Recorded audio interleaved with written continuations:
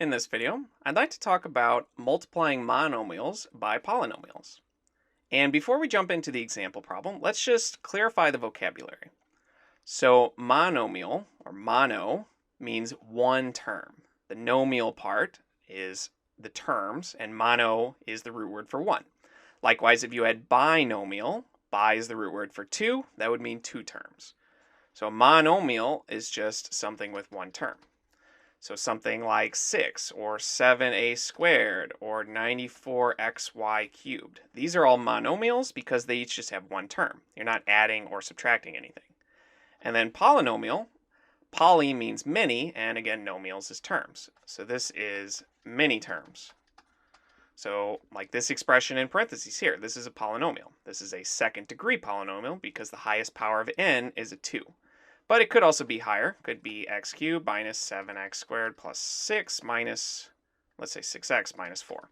This is a polynomial, specifically a cubic or third degree polynomial. Now, when multiplying monomials by polynomials, we're essentially just going to be distributing this. So we have this minus n squared, and it's going to multiply into all of these. And so when we do that, let me just first write it out. We have minus n squared times n squared. Then we have minus n squared times 5n, and then we have minus n squared times 6. And now we just have to simplify. Well, n squared is really just n times n. Right? So when you have n squared times n squared, this is really, or minus n squared times minus n squared, this is really minus n times n times n times n. And so in reality, you have 4 n's multiplied together, so this just becomes minus n to the fourth. But the general rule is when you have these two factors here where they have the same base and different or the same exponents, that we effectively just add the exponents. You can see 4 here. But it's always better to think about it like this in terms of its basic principles. What does it mean to actually square something?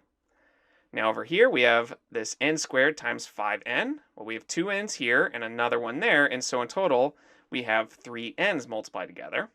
And the 5 just carries along, so you have minus 5n cubed.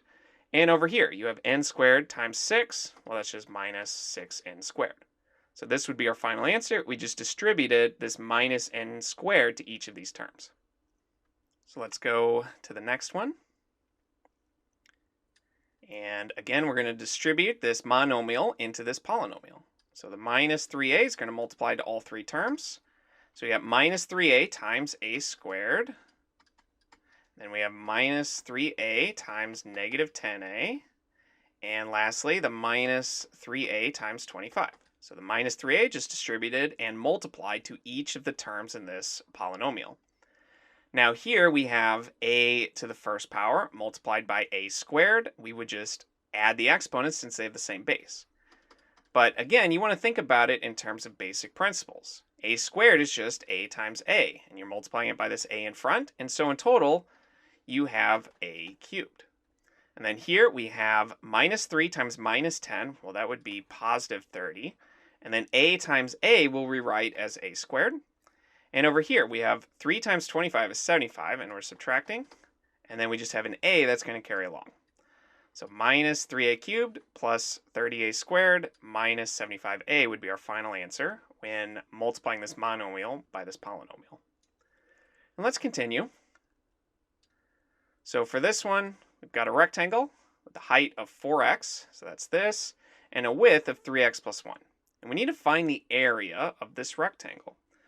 So a couple ways to think about it, but basically we could find the area of this blue rectangle first, and then find the area of the pink or the purple one next, and then just add them together. Or we could think about it more algebraically. Since we're finding the area, we're multiplying that 4x times by the width here, 3x plus 1. Just to find the area, remember it's just width times height. So we took our height, we multiplied by the width, we're going to distribute, and we got 4x times 3x, which is 12x squared, since x times x is x squared, and 1 times anything is itself. And so your final answer will be this 12x squared plus 4x. But like I mentioned, we could also just find the area of each of these boxes and add them together. Because for this blue one, we have a width of 3x and a height of 4x, and so the area here we just multiply and you get 12x squared. The area of this box You do 1 times 4x, it's just 4x. And to find the area of the total rectangle, we just add those together. So let's move on to another problem, another area model problem. So now we want the area of this rectangle, and the rectangle has a height of 4 and a width of this polynomial. So remember, our formula for area is width times height. Our height, I'll write that first. You have 4 for the height, and then the width of x squared plus 3x plus 2. So to find the area, we just multiply these together so we can distribute. The 4 goes into all of these terms. You get 4x squared plus 4 times 3x is 12x. 4 times 2 is positive 8. But again, you could also do box by box by box and just add the areas together. Like for instance, 4 times x squared, that's just 4x squared. 4 times 3x is 12x, and 4 times 2 is 8. And you get the same answer, 4x squared plus 12x plus 8.